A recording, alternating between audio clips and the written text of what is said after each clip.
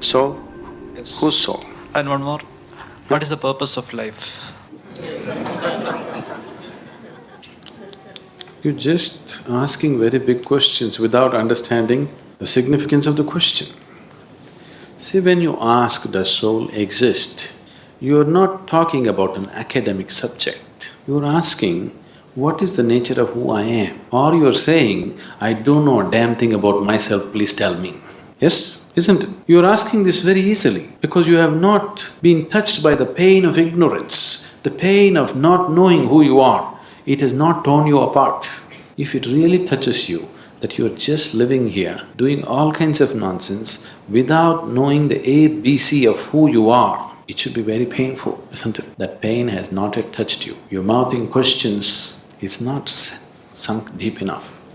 So every day, you must remind yourself, at least spend 10 minutes in the morning, just see what an utter idiot you are. You don't know anything about yourself, but you're busy with all kinds of nonsense in your life. Every day, just 10 minutes, remind yourself as intensely as possible your ignorance of yourself. Then slowly the pain will sink.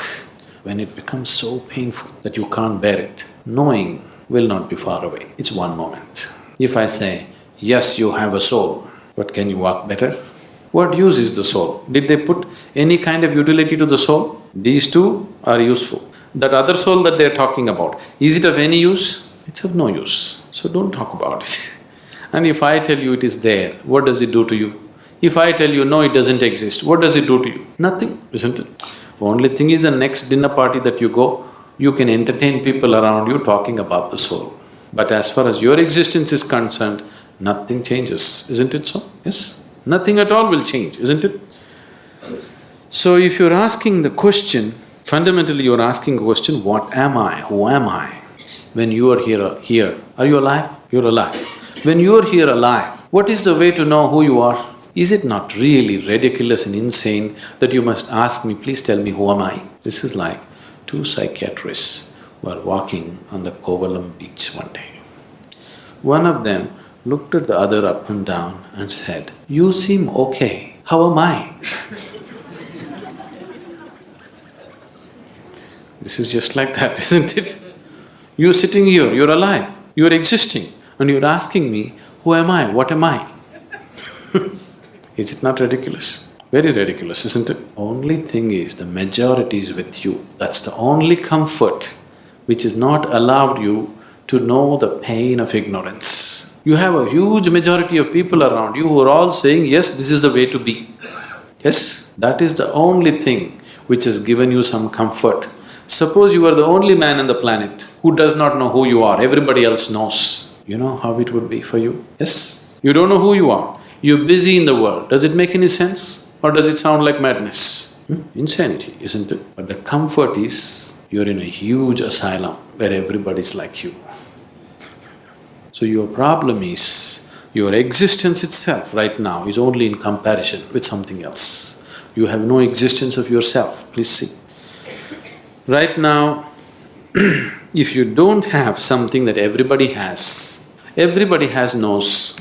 Suppose you did not have a nose. Actually, you can breathe better, you know. If you take off your nose, you will get 22% extra oxygen. You will be more healthy, everything will be better. But you know how you will suffer? Because everybody else has a nose, yes or no? Or if you get something extra that other people don't have, you still suffer, isn't it? Suppose you grew one horn, you know how terrible it would be? But if everybody had a horn, then we would be polishing it and decorating around, you know. Your very existence is in comparison. There is no existence of yourself. Everything is in comparison. So, with that comfort, you're passing off without knowing the pain of not knowing.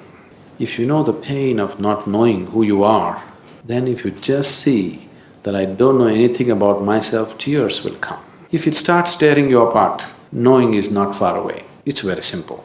It's very, very simple because after all you want to know what is within you, isn't it? Can what is within you be denied to you by anybody or anything? Do you need a passport to go within? Do you need a visa? To turn inward and know what's within Do you need somebody's permission? Or can somebody stop you? Can any authority in the world stop you? No. So who is stopping you? Who could be stopping you? Only yourself. Nobody else but yourself. Nobody else is capable of stopping you, isn't it? So why are you stopping yourself? Simply because you made your whole existence outside of yourself. Your very existence is only in comparison with somebody. Because this has happened to you simply because the very nature of sense organs is like this. Because your experience of life is limited to sense perception, that is the reason why you are existing in comparison with somebody, not by yourself. Because sense organs are like this. If I touch this feels cool to me. This feels cool to me not because of the way the steel rod is, simply because of the way my body temperature is. If I lower my body temperature and touch this would be warm to me. Yes? Is it so? If I lower my body temperature to -100 and touch this would be red hot to me. Is it so? So your very basic experience of life, because it is limited to sense perception, everything is in comparison. So your very existence has become in comparison. If this has to change, philosophies and teachings are not going to change this fundamental reality. If your experience of life transcends the limitations of sense perception, suddenly everything is different. When we initiated you into Shambhavi, if you gave yourself to the process, it could easily take you beyond sense perception.